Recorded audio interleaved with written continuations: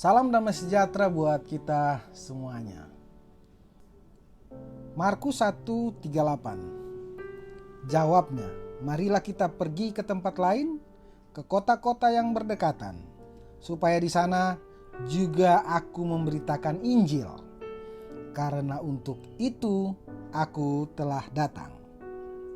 Dari ayat yang baru saja kita baca, kita mengetahui bahwa salah satu maksud daripada kedatangan Yesus adalah untuk memberitakan Injil. Nah, perenungan kita pada kali ini adalah tentang Injil.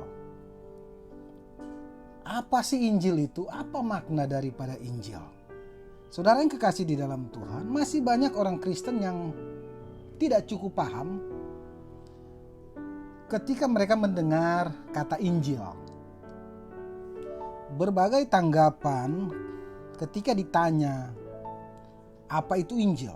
Ada yang mungkin berkata, oh Injil itu Matius, Markus, Lukas, Yohanes. Oh enggak, Injil itu adalah Matius sampai Wahyu. Bermacam-macam tanggapan tentang Injil. Tetapi pada kesempatan ini saya ingin sharing menjadi perenungan bagi kita. Apa itu Injil? Saudara yang kekasih di dalam Tuhan, di dalam bahasa Yunani, Injil itu bermakna adalah kabar baik. Injil itu adalah kabar sukacita. Bahasa Inggrisnya good news. Di dalam Injil itu, di dalam Injil atau kabar baik itu tergantung dua makna, yaitu pertama kabar atau berita, dan yang kedua adalah baik atau sukacita. Berita sukacita atau kabar baik atau berita sukacita. Saudara yang kekasih di dalam Tuhan, Injil itu adalah sebuah kabar, sebuah berita yang memang hanya berisi semata-mata tentang apa yang sudah terjadi atau apa yang sudah diselesaikan, apa yang sudah dilakukan di masa lalu oleh Yesus Kristus. Di dalam hal ini yang menjadi isi beritanya adalah tentang apa yang sudah diselesaikan oleh Tuhan melalui Yesus Kristus disalib bagi saudara dan saya. Untuk penebusan saudara dan saya dari penghukuman dosa atau juga untuk keselamatan kekal saudara dan saya. Itulah makna daripada Injil, itulah isi berita daripada kabar baik itu. Bahwa Yesus datang, mati, dikuburkan dan bangkit untuk menembus dosa saudara dan saya. Itulah kabar baik. Injil itu adalah sesuatu yang baik. Karena sifat beritanya adalah baik. Di dalam Injil tidak ada yang buruk.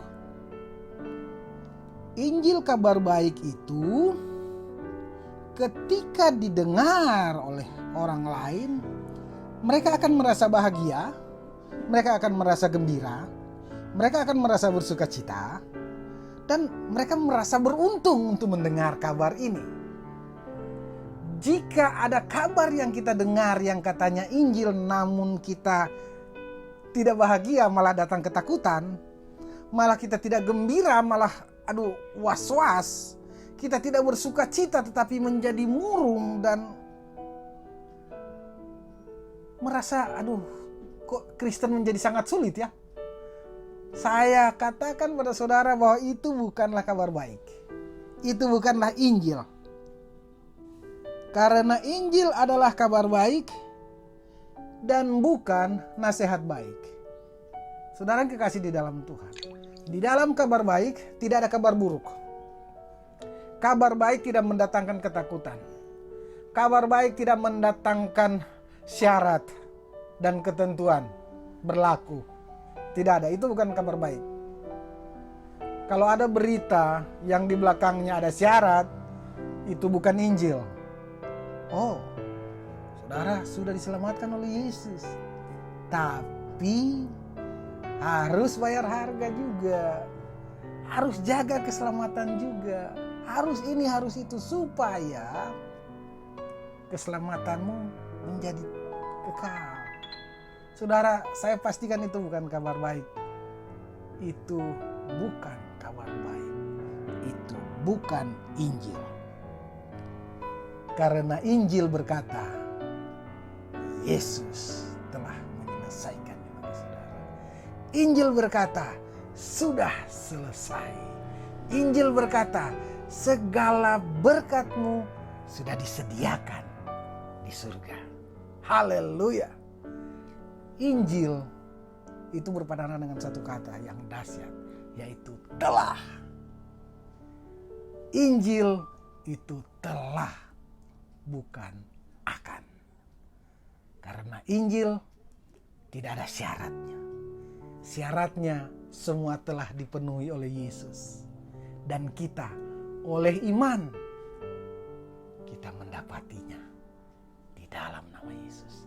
Terima kasih. Demikian renungan kita pada pagi hari ini. Tuhan Yesus memberkati. Mari kita berdoa. Bapa di dalam surga, terima kasih. Kami mengucap syukur karena kami tahu bahwa kabar baik, Injil keselamatan itu bukanlah kabar buruk. Dan Injil sesungguhnya tidak bersyarat apapun. Tetapi Injil itu adalah apa yang telah Engkau lakukan dengan sempurna di kayu salib bagi kami. Dan hari ini di dalam Engkau kami menerimanya sepenuhnya di dalam nama Yesus. Kami mengucap syukur Bapa. Kami terus hidup di dalam Injil keselamatan itu. Di dalam nama Yesus, haleluya. Amin.